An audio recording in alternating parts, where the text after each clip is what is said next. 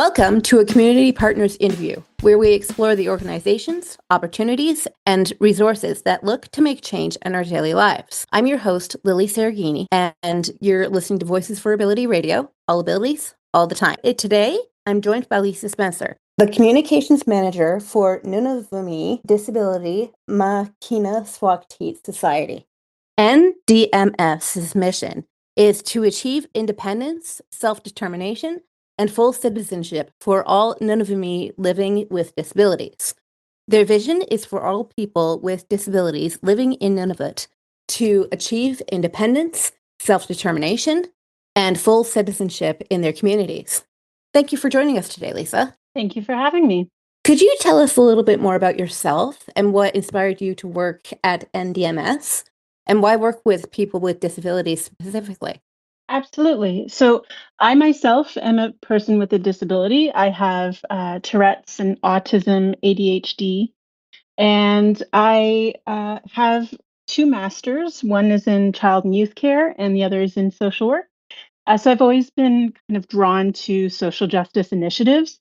And naturally, working with people with disabilities is kind of my lived experience as both from a first person perspective, but also I have children with disabilities as well. And what ended up happening is coming out of my Master's of Child and Youth Care, I was doing some short term contract work for a nonprofit up in Iqaluit, Nunavut. And my job was to kind of mix that disability cultural piece with the Indigenous Inuit perspective. And it's a fine balance between the two.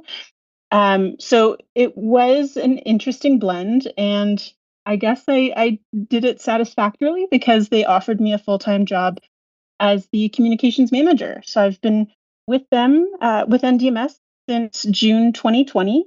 And since then, I've taken on a couple of different roles in addition to communications manager. Most notably would be case management. So I help Nunavummiut with disabilities navigate the, kind of the colonial systems of disability funding, taxes, support, diagnoses.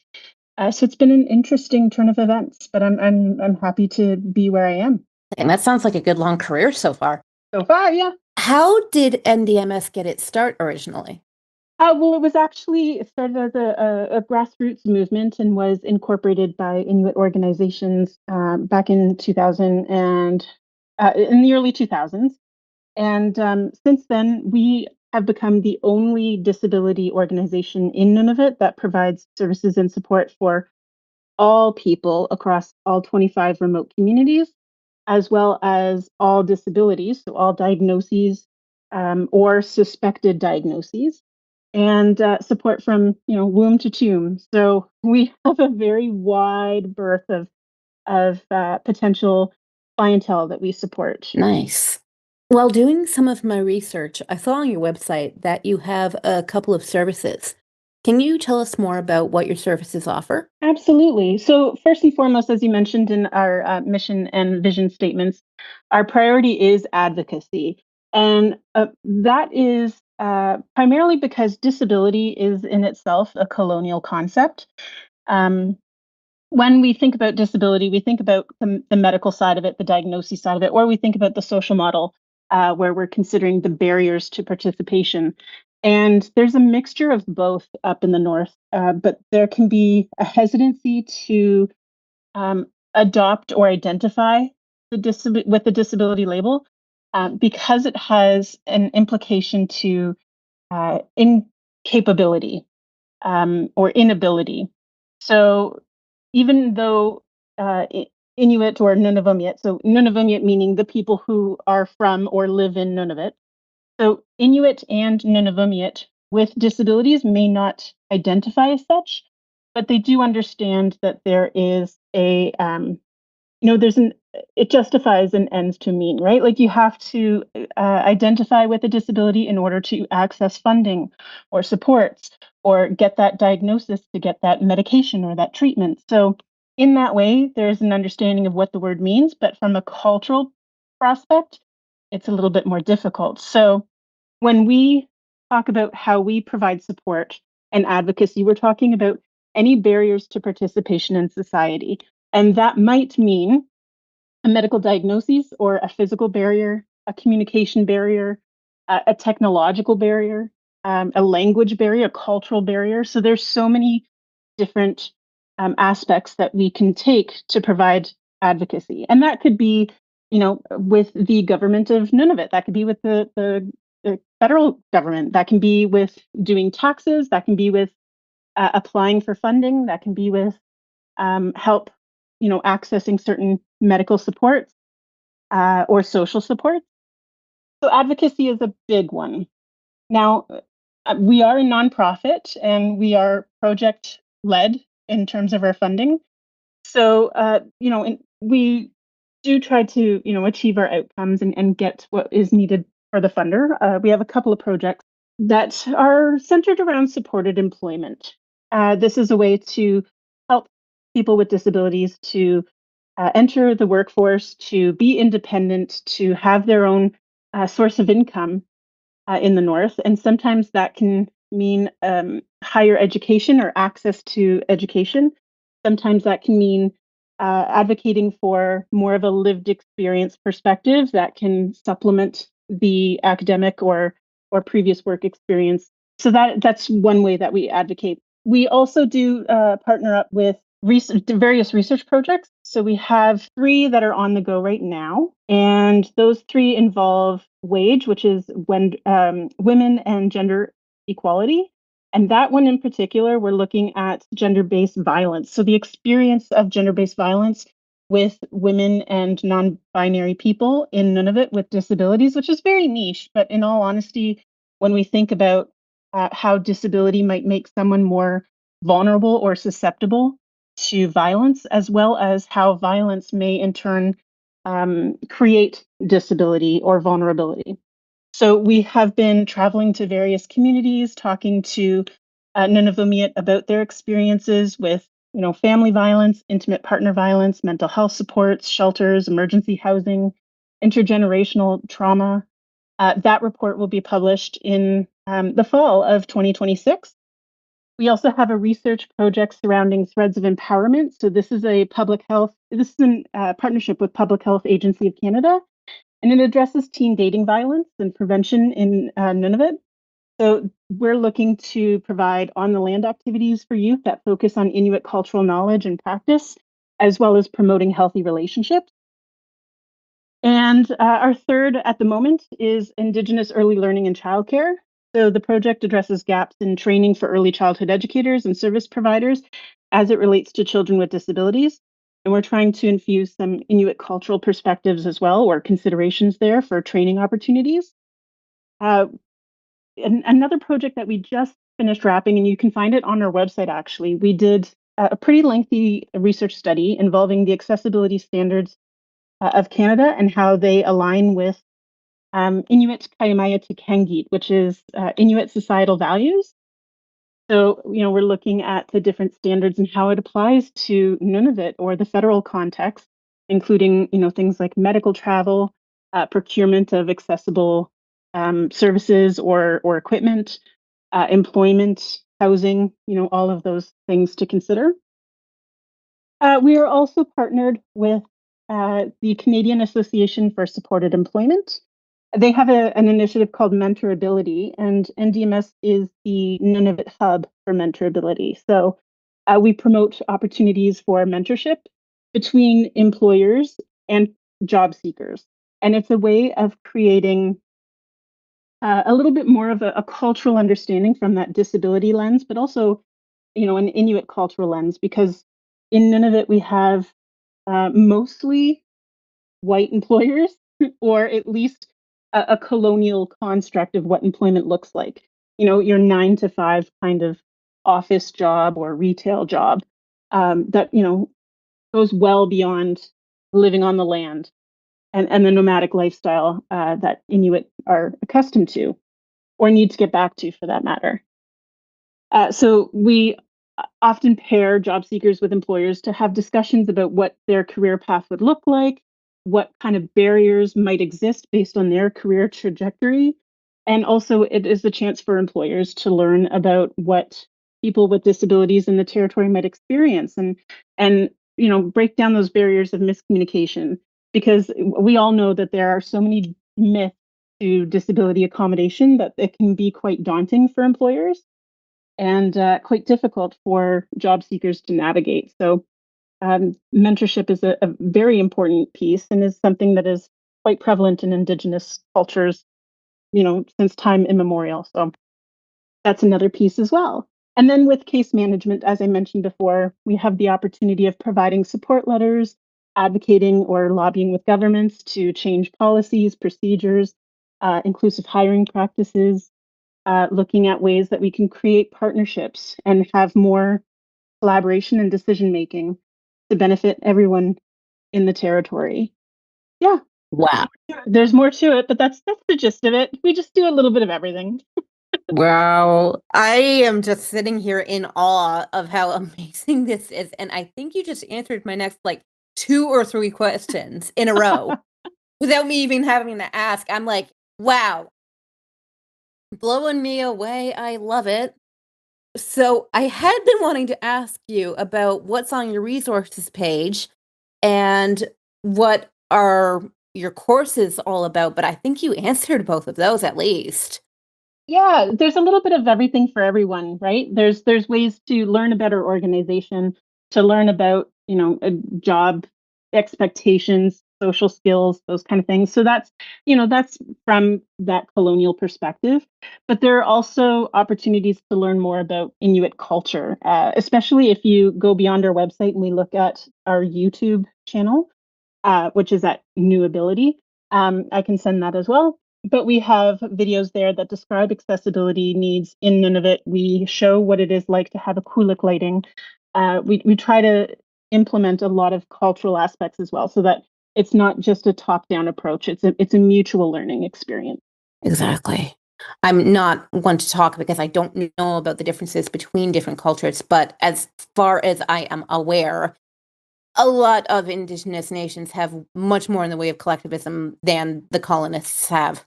Yeah, And that's very much to the benefit of the people themselves. absolutely. Yeah, I would say that the vast majority of people who have a disability in the North, most of their barriers or experiences have to do with systemic barriers rather than attitudinal barriers. It's more about what can you bring, what can you do, where is your empowerment coming from, what can you offer, as opposed to what is it that you're unable or need help with. It's a strength-based approach and definitely collectivist. Exactly. Absolutely. So, with that said, I have a feeling the answer to this question is no, but are there any restrictions to becoming a member of NDMS, such as age, your disability type, whether you need caregivers or family members to help you, things of that sort? No, we do not discriminate in terms of eligibility. We don't even need proof of disability or diagnosis. So as long as somebody self-identifies as having a disability or needing support due to barriers in society, then we are happy to help. Like I mentioned, disability is heavily stigmatized in the North. So just by contacting our organization, it means that there is a recognition and a willingness to, identify with disability in kind of a peripheral manner. So yeah, however they want to self-identify, if they're contacting us, we're happy to help.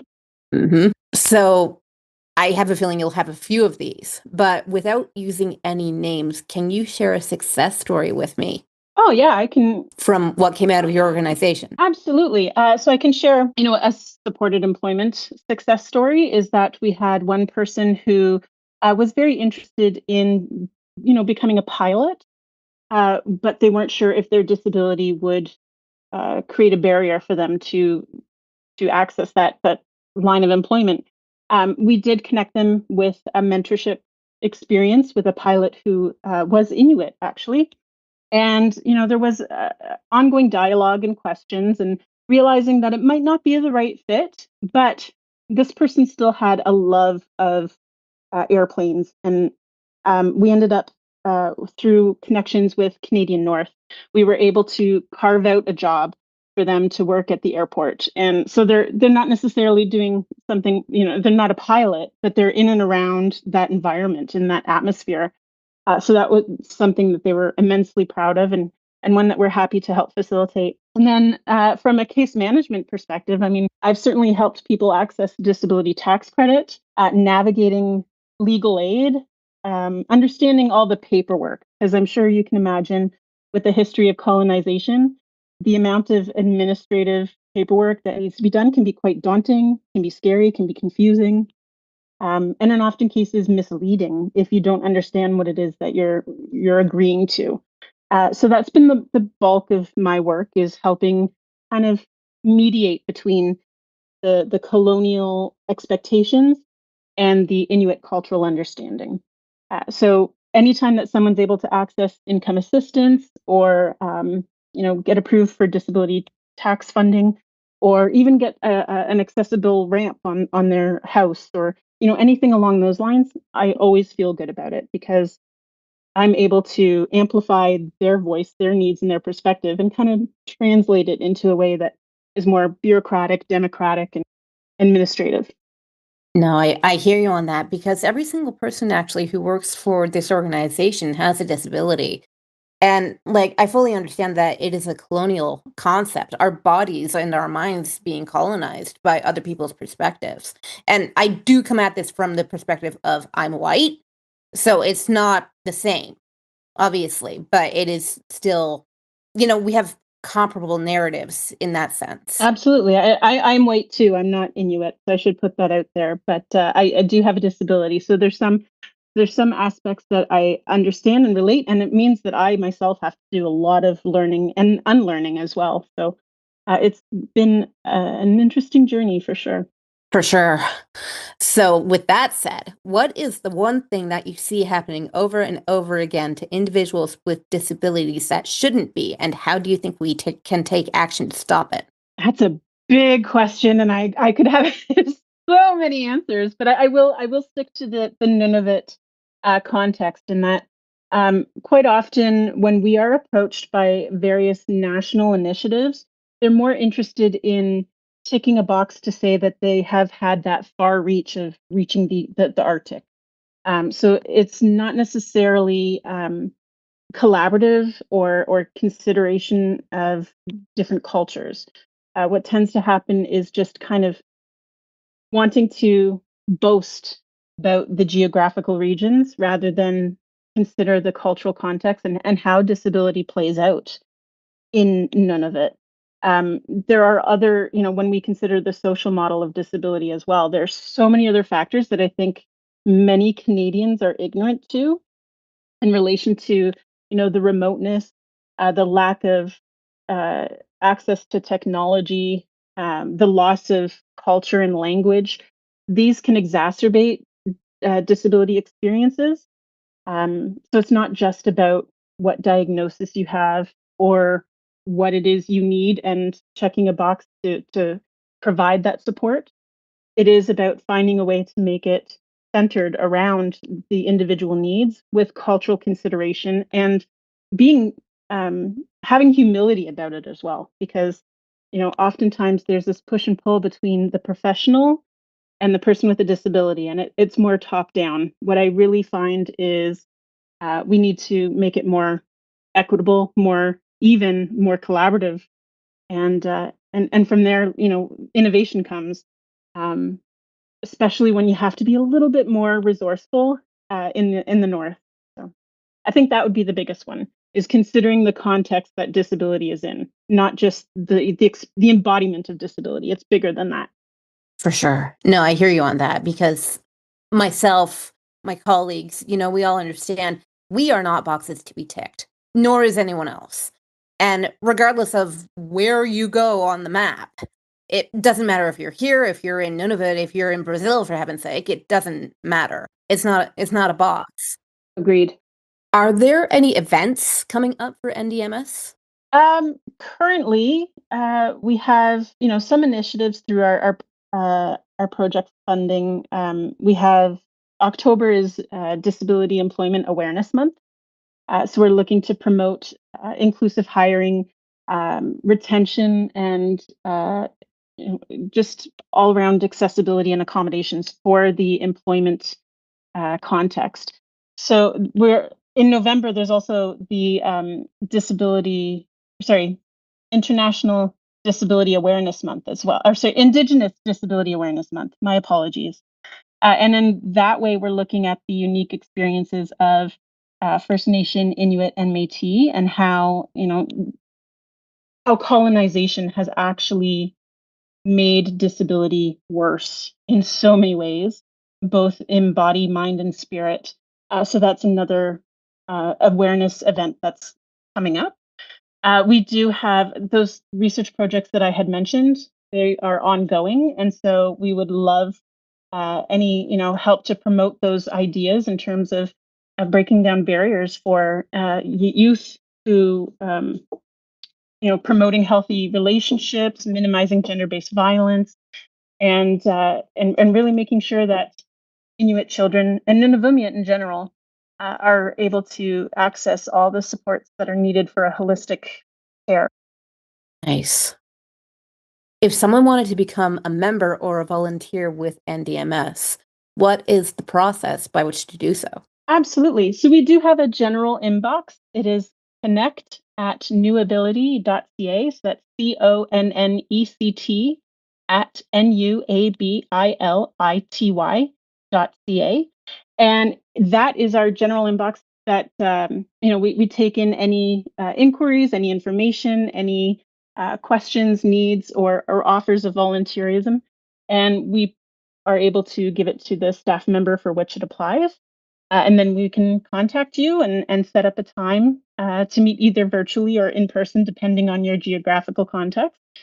But we're always looking for people who are hoping to promote full inclusion, always open to ideas and collaboration, as long as it is collaborative and not a top-down approach. That's the main piece.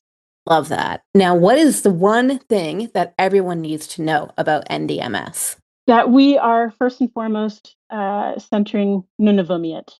So that's people within the Nunavut territory. And although there are many good initiatives put forward that center disability experiences, disabled or disability, depending on identity first or person first language, and they may be phenomenal, but if they are not right for the context of remote Indigenous communities, there may be some opportunities to consult, but not necessarily to partner. So I think it's really important that anybody who reaches out to us who wants to work collaboratively needs to understand that Inuit culture is part of that initiative. It's not just disability. For sure, because you're looking for the crossover, which is absolutely understandable. And sometimes they conflict, sometimes they do conflict. Like I said, if somebody doesn't necessarily identify with the term disability, but they do have that embodied experience or that the barriers to participation, there are ways around it that we can help and find supports that are not, inherently associated with disability. A lot of times it's finding that strength within communities, not necessarily in structural or systemic kind of systems. for sure, absolutely. If someone wanted to reach out to you guys, how do they do that? As I mentioned, the general inbox, connect@newability.ca. That would be a great place to start. You can also find us on Facebook. Facebook is the most popular social media platform in Nunavut. You can find us on YouTube as well. But in general, just put in New Ability and you'll find us on just about every platform and find our website as well. Excellent. All right. Well, thank you very much. Do you have any questions for us as we wrap up?